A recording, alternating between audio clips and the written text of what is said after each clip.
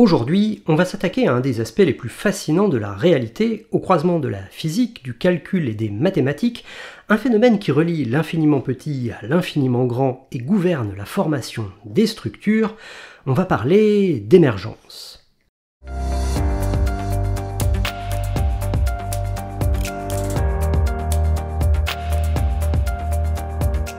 Et sans transition, on va rentrer directement au cœur du sujet en détaillant deux simulations, ou plutôt deux modèles mathématiques, qui vont nous permettre d'illustrer un premier aspect de cette notion énigmatique d'émergence.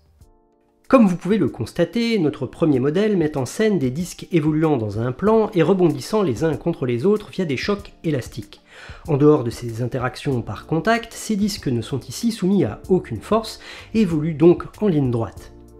Notre second modèle, quant à lui, ne s'applique plus à des objets discrets et locaux, mais à ce qu'on appelle des champs, des objets mathématiques utilisés pour représenter une grandeur ayant une valeur en chaque point de l'espace. La simulation de ce second modèle est assez intuitive pour deviner de quoi il s'agit, un modèle de mécanique des fluides. Dans les deux cas, on travaille avec d'un côté des objets ou des structures, et de l'autre les lois dynamiques dictant leur évolution.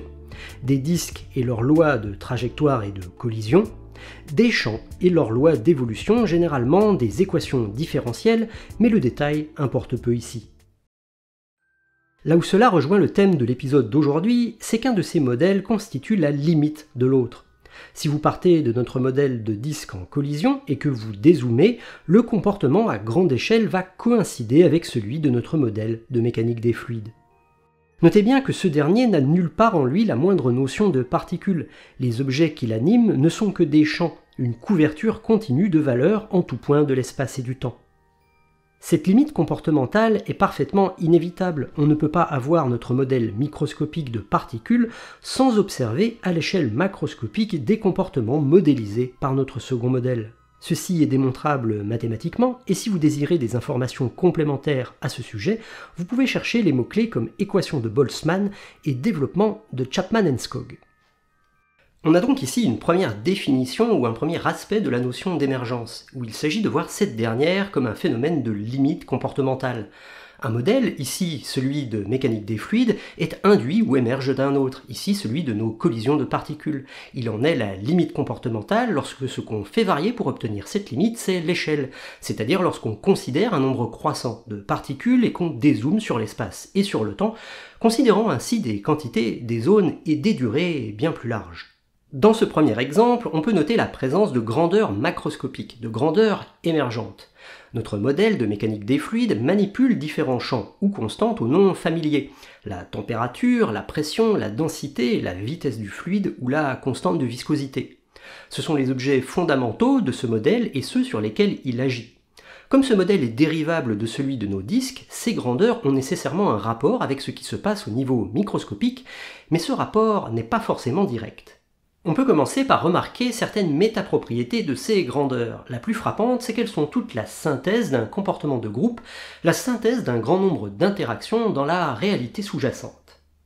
Examinons 4 grandeurs de notre modèle macroscopique. La température, la pression, la vitesse d'écoulement du fluide et la viscosité. La température est un champ. Autrement dit, chaque point de l'espace où celle-ci est définie a sa propre température. Cette valeur s'interprète comme l'énergie cinétique moyenne des particules autour de ce point. On traduit ici le niveau d'agitation moléculaire, une température plus élevée correspondant donc à davantage d'agitation. La pression a également une valeur en chaque point de l'espace et correspond à la force moyenne exercée par nos particules sur une petite surface autour du point considéré. La vitesse de notre fluide est encore un champ, de vecteurs cette fois-ci, et représente le déplacement moyen, en intensité et en direction, des particules à proximité de ce point autour d'un instant donné. Notre dernière grandeur, la viscosité, n'est plus un champ mais une constante. Ce n'est rigoureusement pas toujours le cas, mais c'est vérifié dans notre modèle jouet. Lorsqu'un fluide s'écoule avec des vitesses parallèles différentes, il existe toujours, en raison de l'agitation moléculaire sous-jacente, un transfert de vitesse entre ces directions parallèles. La viscosité synthétise les caractéristiques de ce transfert. Si tous les paramètres microscopiques de notre modèle sont connus, taille et masse des particules ainsi que la description de leur interaction par collision, il n'existera, au niveau macroscopique, qu'une valeur bien précise de cette constante de viscosité. Un point important sur lequel on reviendra plus tard est que pour appliquer notre modèle macroscopique, interpréter ces grandeurs n'est pas nécessaire. Du point de vue de ce modèle, ces grandeurs sont des champs parfaitement autonomes et les équations dictant leur évolution n'ont aucun besoin de connaître de détails sous-jacents ni les interprétations intuitives qu'on vient de détailler. Ces grandeurs émergentes sont un peu paradoxales. Dans le modèle macroscopique, elles sont définies en un point qu'on désire infinitésimalement petit. Mais selon leurs interprétations, elles n'ont de sens que si ce point infinitésimal est suffisamment large pour que les moyennes à la base de ces grandeurs convergent.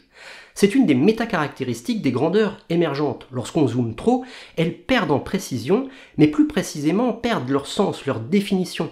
Dans le monde physique, on ne peut plus parler de température, de pression ou de viscosité à l'échelle de quelques particules. Parfois, les interprétations qui lient ces grandeurs émergentes à la réalité microscopique sont relativement intuitives, comme dans le cas de la température et de la pression. Parfois, c'est un peu plus subtil, comme pour le cas de la constante de viscosité, dont la valeur est une sorte de synthèse des tailles, des trajectoires, de la forme et des lois de collision de nos particules élémentaires. Une constante à la valeur bien précise, très difficile à prévoir ou à calculer, même étant donné toutes les informations pour le faire.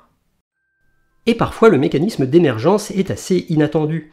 Comme on l'a vu, la vitesse d'un fluide en un point est liée au déplacement moyen des particules autour de ce point, c'est-à-dire à la translation lorsqu'on moyenne sur une petite durée et sur toutes les particules situées autour de ce point. Mais on a également vu que la température est liée à l'énergie cinétique moyenne des particules et donc également à leur vitesse. Pour la définir rigoureusement, on peut soustraire le déplacement moyen local, cette vitesse collective dont on vient de parler, puis considérer les vitesses résiduelles et se concentrer ainsi sur l'agitation moléculaire désordonnée et non sur celle due au déplacement du groupe. Ce qui est singulier, c'est que ces deux notions, la vitesse du fluide et la température, sont précisément liées à la même grandeur microscopique, la vitesse de chaque particule. À ce niveau microscopique, ces deux aspects n'existent pas séparément, il n'y en a qu'un. Mais à l'échelle macroscopique, cet aspect unique se découple en deux notions parfaitement distinctes, la vitesse et la température. On peut faire couler de l'eau froide comme de l'eau chaude, bien que écoulement et température se traduisent par la même notion microscopique de vitesse. Cette dynamique de découplage d'un même aspect en deux aspects distincts illustre parfaitement la complexité inhérente à notre notion d'émergence. Lorsqu'on parle d'émergence, on peut parfois vouloir dire autre chose que ce sens de limite comportementale d'échelle. On peut vouloir désigner l'auto-organisation. Par exemple, si on dit qu'une langue vivante est émergente, ce qu'on veut dire, c'est qu'il n'y a pas eu de choix unique ou centralisé pour la construire, mais qu'elle s'est formée peu à peu à la suite d'un très grand nombre de petites décisions locales et d'événements parfaitement contingents. L'auto-organisation, c'est avant tout la formation de structures et de motifs pouvant être spatiaux, temporels ou spatio-temporels. La danse que réalise un cours d'eau au fil du temps est un exemple de tel motif. Une rivière se tortille, s'intersecte avec elle-même et crée ainsi régulièrement des bras morts. Tout ceci est parfaitement inévitable en respectant les lois régissant sa dynamique. Pour illustrer cet aspect d'auto-organisation, il y a un outil idéal, les automates cellulaires, et la famille que je trouve la plus adaptée pour illustrer cet aspect est celle des automates cellulaires cycliques. L'automate cellulaire dont nous allons étudier le comportement est le suivant. Il agit sur un espace constitué de cellules carrées, chacune ayant une couleur parmi plusieurs disponibles. Ces couleurs sont ordonnées selon un cycle, pour chacune il y a une unique couleur qui lui succède. Toutes les cellules sont mises à jour régulièrement et simultanément selon la règle suivante. Chaque cellule examine ses voisins, haut, bas, gauche, droite, sans considérer les diagonales, ce qu'on appelle le voisinage de von Neumann, et passera à la couleur suivante dans le cycle si et seulement si cette couleur est présente parmi ses voisins. Dans la simulation que vous allez voir, j'ai choisi un cycle de 14 couleurs. Tirons au hasard notre situation initiale et observons l'évolution. Au départ, les changements sont relativement minimes. Peu à peu, des sortes d'îlots uniformes de couleurs oscillantes se forment. On peut faire une pause ici pour remarquer un premier comportement émergent.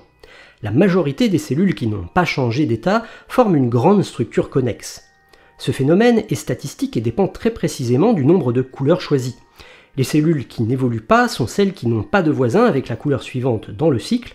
Plus le nombre de couleurs est important, et plus ceci risque de se produire. Avec un faible nombre de couleurs, on observerait l'inverse. Les cellules changeantes formeraient rapidement un réseau connexe, et les cellules statiques se retrouveraient dans des îlots isolés. Pour passer d'un comportement à l'autre, il existe donc une valeur critique, un des sujets d'étude de la théorie de la percolation.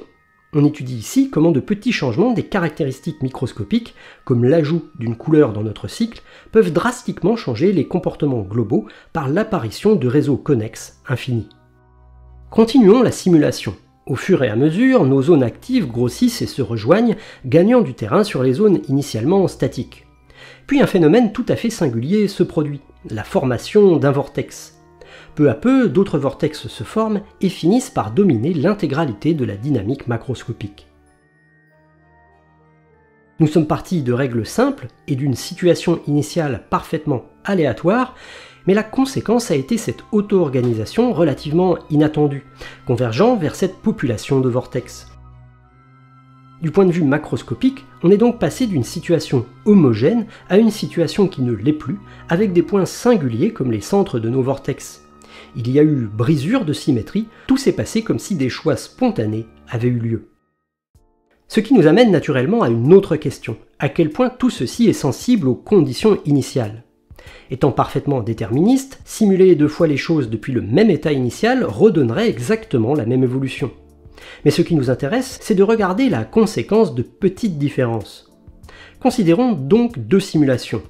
Vous verrez qu'elles donneront l'illusion de se continuer spatialement l'une l'autre, mais elles sont en réalité parfaitement indépendantes. L'illusion vient du fait qu'elles soient chacune spatialement modulo et initialement quasi identiques. Entre la simulation de gauche et la simulation de droite, il n'y a dans cette situation initiale que 12 pixels de différence sur un total d'1 million. Et pourtant, à terme, le nombre de vortex diffère, leur position également, ainsi que leur sens de rotation. Ceci illustre le lien étroit entre émergence et théorie du chaos. Ce qui émerge en termes de dynamique macroscopique est parfaitement inévitable, mais synthétise de manière complexe l'état microscopique, rendant certaines occurrences macroscopiques imprédictibles en pratique.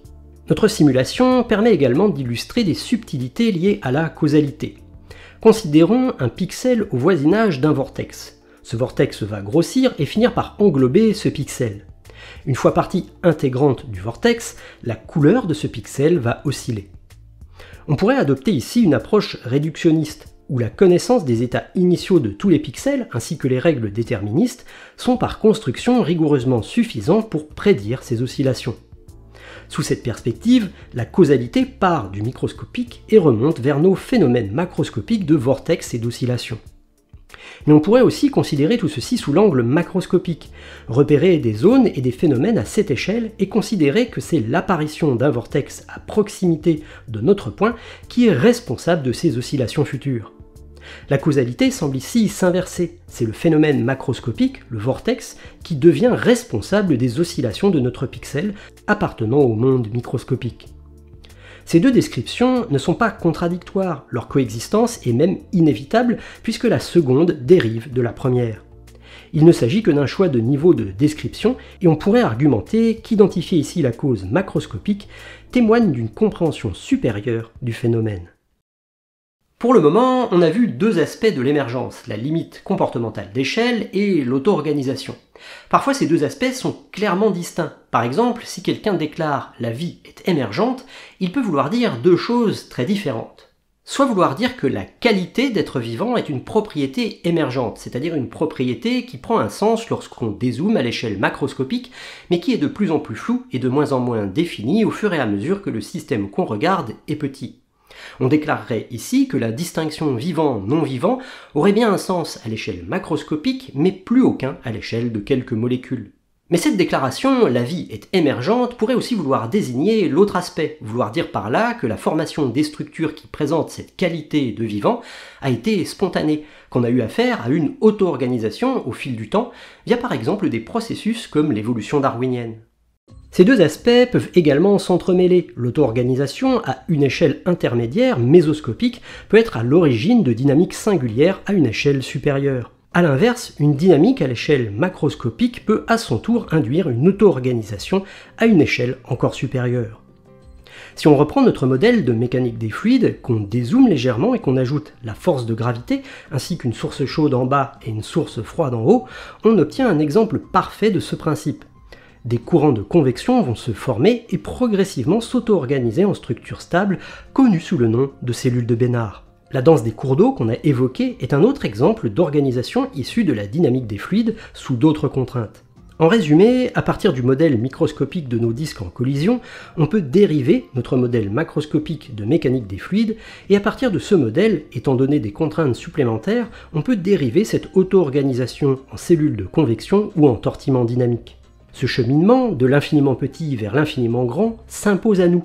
Une réalité microscopique et un contexte donné ne peut conduire qu'à un seul modèle macroscopique. Mais l'inverse n'est pas vrai. Pour une dynamique macroscopique donnée, il existe très souvent une multitude de réalités sous-jacentes compatibles avec cette dynamique. Il pourrait même s'agir du niveau fondamental de la réalité, sans qu'il y ait de niveau inférieur. Souvenez-vous qu'on a évoqué l'autonomie des objets de notre modèle de mécanique des fluides. Ces multiples possibilités amènent une impossibilité théorique. La connaissance seule du macroscopique ne vous permet pas de déduire ce qui aurait pu l'induire. Chaque niveau se retrouve en quelque sorte logiquement clos par rapport au précédent. Une publication récente montre que ce concept est étroitement lié à celui de réalisabilité multiple en informatique théorique évoqué dans l'épisode « Une machine peut-elle penser ?». Cette propriété de l'émergence nous donne des pouvoirs quasi miraculeux. Avec quelques calculs sur une feuille, on peut prédire avec précision la position de la Terre dans le système solaire dans des milliers d'années, tout en n'ayant quasi aucune information sur les innombrables composants et molécules intervenant dans ce système, et aucune idée de la météo dans ne serait-ce qu'une heure. La notion d'auto-organisation permet aussi de parler d'objets émergents, n'existant qu'à une certaine échelle et pouvant posséder des propriétés qu'on rattache sans ambiguïté à leur identité. Dans l'exemple des automates cycliques, on a vu la formation de vortex, qu'on peut considérer comme des objets émergents, et une propriété de chacun pourrait par exemple être leur sens de rotation. Si vous y réfléchissez, il y a quelque chose de fascinant dans le fait de pouvoir vous demander le sens de rotation de ce vortex, et que cette question et sa réponse ne présentent pas la moindre ambiguïté, étant donné pourtant le caractère émergent de l'objet dont on parle. Ces propriétés et ces grandeurs émergentes, lorsqu'elles sont ainsi définies par rapport à un objet, lui-même émergent, brouillent encore davantage cette frontière entre émergence d'échelle et auto-organisation. Ceci s'illustre particulièrement bien avec les phénomènes ondulatoires. Vous voyez ici la propagation de vagues ou d'ondes ayant une vitesse propre décorrélée de la vitesse de leurs constituants. Sur cette animation, tous les éléments microscopiques restent en moyenne sur place, mais l'objet macroscopique, l'onde, a une vitesse propre et non nulle. Dans certains cas, la vitesse de l'objet macroscopique s'oppose même à la vitesse de chacun de ses constituants. Ici, un tronçon embouteillé se déplace dans le sens inverse des voitures qui le constituent. Tous ces objets macroscopiques ont par nature une limite floue, à la fois spatialement mais aussi temporellement. Pourtant, ils mènent une existence à part entière. Si on considère par exemple plusieurs dunes de sable soumises au vent, chacune se déplacera indépendamment. Et si un obstacle se trouve sur la trajectoire de l'une d'entre elles, elle sera impactée. Cet objet macroscopique a donc une existence propre et parfaitement causale. Pourtant, les éléments qui le constituent changent en permanence. Après un certain temps, aucun des grains de sable qui composaient plutôt une dune donnée ne s'y trouvera encore, rappelant la problématique du bateau de Thésée. Qu'est-ce qui nous permet de dire que l'on parle du même objet ? Une publication issue de la biologie qui s'intéresse à la définition de ce qu'est un individu propose justement des notions étonnamment généralisables à la question plus large de ce qu'est un objet. L'idée clé n'est pas de considérer un objet à travers ses composants physiques, mais de le voir comme un processus qui se déroule dans le temps. L'individualité prend son sens lorsqu'une dynamique permet de propager de l'information du passé vers le futur. C'est ceci qui donne une identité claire à notre dune, la propagation de l'information au travers de la causalité qui lie ce qu'elle est à un instant donné à ce qu'elle est à l'instant suivant. Pour les adeptes du jeu de la vie de Conway, c'est aussi ce qui nous permet de désigner un planeur en tant qu'objet à part entière, malgré le renouvellement permanent des cellules qui le composent. Dans cette étude, la notion d'individu, ou plus largement d'objet, est décrite comme un spectre. Une structure peut plus ou moins se démarquer de son environnement. C'est assez fascinant de voir que l'émergence peut rendre flou et continu des concepts en apparence aussi binaires qu'exister en tant qu'individu ou ne pas exister. Cet épisode est maintenant terminé, vous trouverez en description notamment les publications mentionnées. Vous pouvez soutenir Patience sur Tipeee, mais surtout selon ma formule consacrée, en partageant les épisodes qui vous plaisent aux personnes à qui ils peuvent plaire.